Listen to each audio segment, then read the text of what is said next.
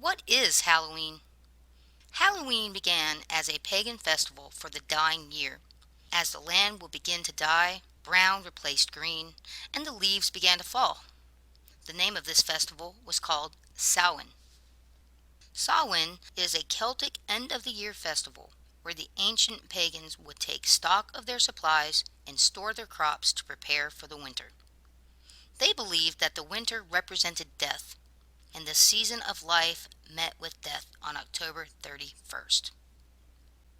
The pagans believed that October 31st was a gateway for deceased souls to raise and wreak havoc. To keep these spirits at bay, they would build large bonfires and wear masks and costumes to try to confuse the spirits. In the mid-19th century, the Irish fled to America to escape the potato famine, and with them came their folklore. Being far from home and living in the melting pot of America, their traditions began to change. Many people associate skeletons with death. The pagans did as well. They would carve skeletons out of gourds to help keep the spirits at bay. When they came to America, gourds were replaced by pumpkins, and the bonfires were replaced by putting fire into these pumpkins, thus the jack-o'-lantern. The Celtic costumes became the costumes of the modern-day holiday known as Halloween. Trick-or-treating. Although the origins are not quite known, it is believed to have started from a pagan tradition called souling. On October 31st, the poor would go door to door and pray for the departed souls of people's families, and in return they would receive sweet cakes. As time went on, Halloween began to take a foothold in American culture. It is now one of the most celebrated holidays that we have. There are many real and mythical creatures that are associated with Halloween. Bats, for instance. Bats have always brought fear into people. They move at night, they appear to be able to see in the dark, and they live underground, and some even feed on blood. Bats are strange-looking creatures. They fly like birds, yet they bite and drink blood like monsters.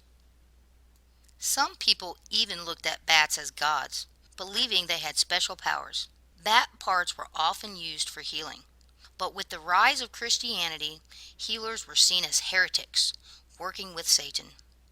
People began to associate bats with Satan and evil. Some of our best-known Halloween characters are linked to bats, such as witches and Dracula. Witches. In 1332, there was a healer named Lady Jacome. Because she used bat parts in her healing, she was seen as a witch, aligned with Satan. She was given the water test. She was bound and she was thrown into the water. If she sank, she was considered innocent. If she rose to the top, she was considered guilty and burned at the stake. Either way, she was condemned to death, both of these being a horrible way to die. In 1692, Samuel Parris, a Puritan minister, started hysteria when several children fell ill and blamed 3 women of being witches and putting curses on them. In these times, any unexplainable things that would happen would be attributed to the supernatural. By late September of 1692, over 200 people were imprisoned on the accounts of being witches. 27 women were found guilty, and 19 of them were hung and left for weeks in the public for everybody to see. In the 16th century, a town called Wolfsburg, Germany, was believed to be plagued by Satan. The officials at the time condemned over 600 people to death, 19 of them being priests and 41 of them being children. There was between 60,000 and 300,000 victims. People believed that the witches of the time were causing the Black Death as well. Women tend to be accused because they dealt with herbs and foods, and they were midwives, and they were also healers in the community. That made them easy targets. When the accused were found, they would be stripped naked and poked and prodded with large needles. The accusers were looking for a mark of the beast. Any mole or birthmark could be evidence enough to be found guilty and put to death. For many of these women, death came by fire. People believed that the only way to rid themselves of these witches were to burn them and turn them to ash. Even though most women who were found to be witches were well known for helping and healing in their community, people believed that if they could heal, that they could harm as well. In 1526, vampires and bats were linked when the European explorers came to Central America. They were bitten by bats at night when they slept, and because the bats ate their blood, they were linked to vampires. The Europeans began to call these bats vampire bats.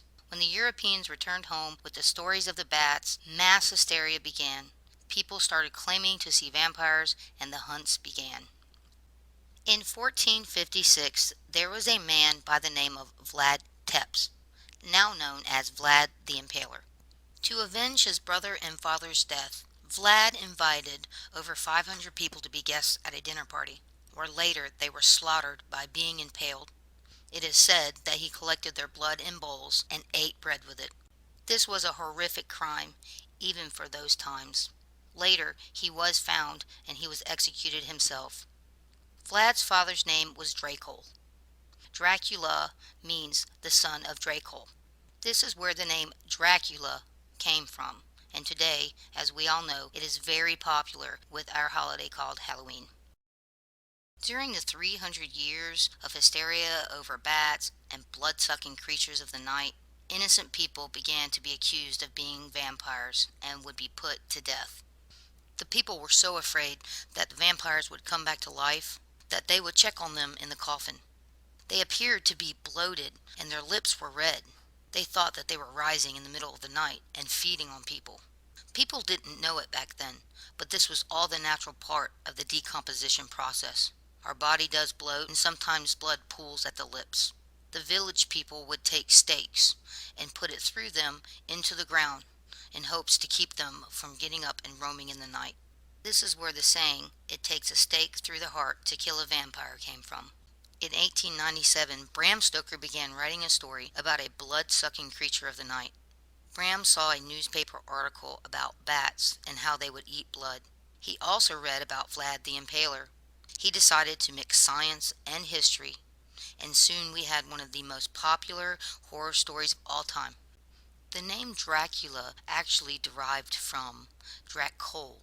Dracul means dragon, and Vlad's father was known as Dracul.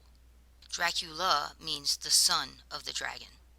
Bram Stoker liked this name better than his character, therefore he replaced his character's name with Dracula. Because of Bram Stoker's book, Dracula has become forever famous, especially during Halloween. Taking a look back on history, it is easy to see how folklore could cross over into fact and create widespread panic about things that we didn't understand or just could not explain. As time went on, the telephone effect took place. Things began to change. Thankfully, times have changed, and we as a people have advanced, and we have a better understanding about the world around us. When we look back on history, we should remember that it is exactly that, his story. As time goes on, things will continue to change and evolve. The old meaning of things fall to the wayside. We now have a better understanding of the world around us. We all live in this world and should enjoy it and its celebrations, as long as we are respectful to others and are causing no harm. Halloween may have once been considered an evil holiday, but now we know better. It is just a collaboration of old stories that our ancestors came up with to help them understand the world around them. So let's celebrate together and make more history, because that's what being human is all about. Halloween, a holiday for everyone.